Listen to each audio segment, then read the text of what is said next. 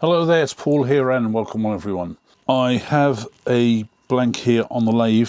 I believe it's ash. It's been sitting around in my shed for probably at least a year or two now, so it should be totally dry. This is some of the wood that I pick up from the local sawmill, which is usually sold as firewood.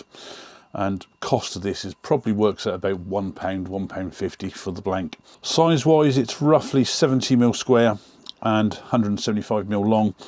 I have just took this end on the bandsaw just to straighten it up so that it would go nicely between centres. So I've got a large step centre at one end and low centre at the other end. I don't know what I'm going to do with this yet. The initial thing is going to true this up first of all, just going to use the spindle roughing gouge, put a tenon on the end so I can get it into the large jaws of the chuck.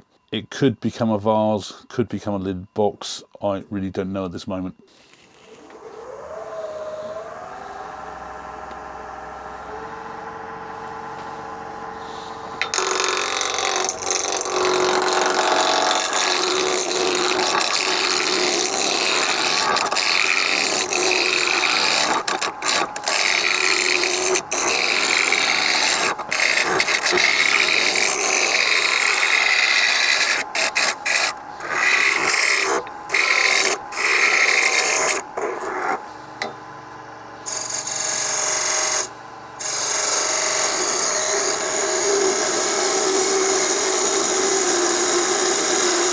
Now, I'm sure that is ash by the grain here, and what I really like about this piece is you've got this really white side on this side and you've got the darker brown on this side. So I'm going to get this into the jaws now.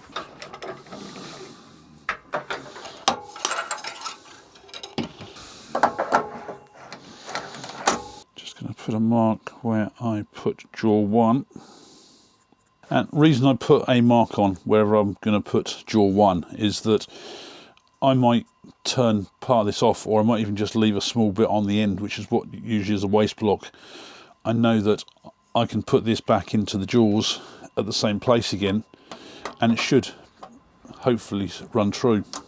I think what I'm going to do is a vase, and it's going to be a fairly simple shape, so I'm going to have the just part off the bottom there to give myself a little bit of space. Going to be a fairly wide bottom,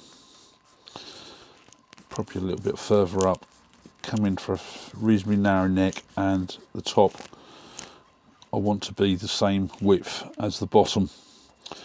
Whether it comes out like that is another thing, so let's just get this marked first of all.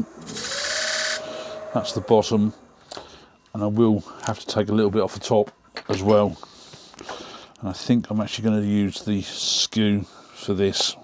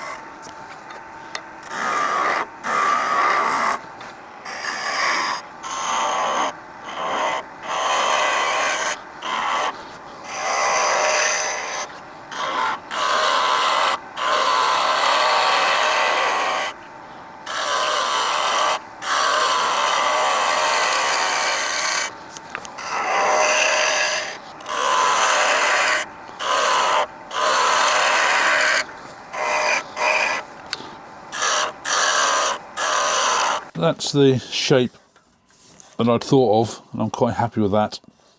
And going to just hollow out the inside as best I can now. So first thing I need to do is take this nub off the end and then drill a hole down fairly deep.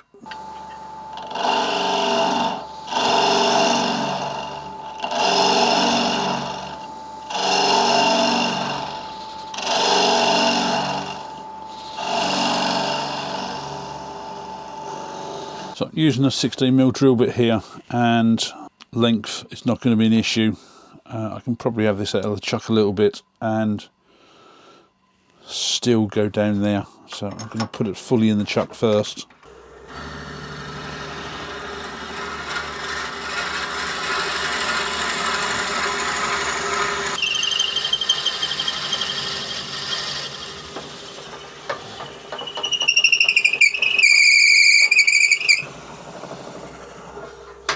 I think I'm going to taper this top in probably fairly well in line with the top here on the neck.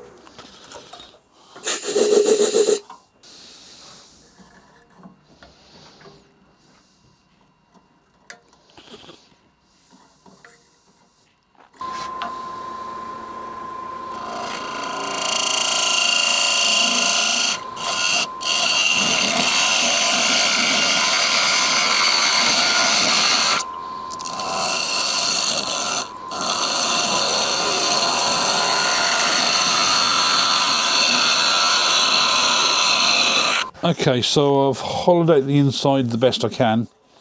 The walls are fairly reasonable all the way down. They're fairly uniform and probably around about 5mm thick. So I'm just going to get this sanded up now and then decide what to do next. I was thinking, because ash has got that deep grain, of spraying this with a black water-based colour and then sanding it all back so that all the grain was black. But this wood is just so nice that, as I say, you've got this light side here and the dark side here. I just think doing anything else to it is just going to spoil it. I think we're really going to see this when the sanding sealer goes on, so that the colours are really going to pop on this.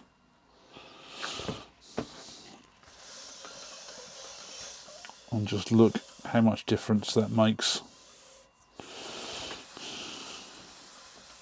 Even though I've sanded this to 400 grit and given a coat of sanding sealer and just knocked it back to the 400 grit, I've decided I'm going to use the Chestnut cut and polish. And this has been in my shed for ages, and if you follow my channel you know I had an issue with heat in here, which I'm hoping this will still be of use. So the idea is, it's actually nice and soft, but it is warm in here. Just put some on the piece with the lathe stationery.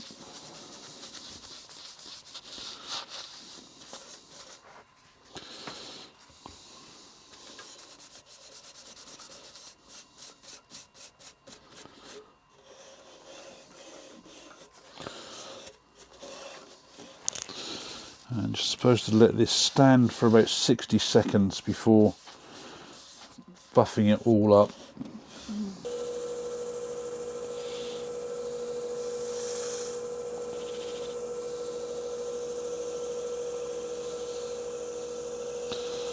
Just slowly go over the whole piece. Just got a reasonable amount of pressure on there.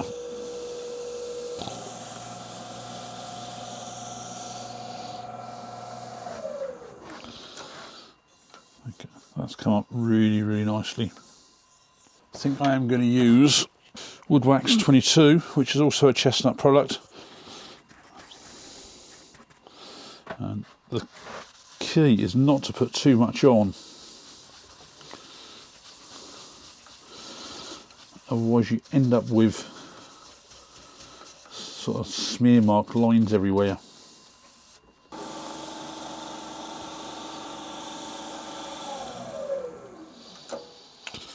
There you go. So I'll just get that parted off now.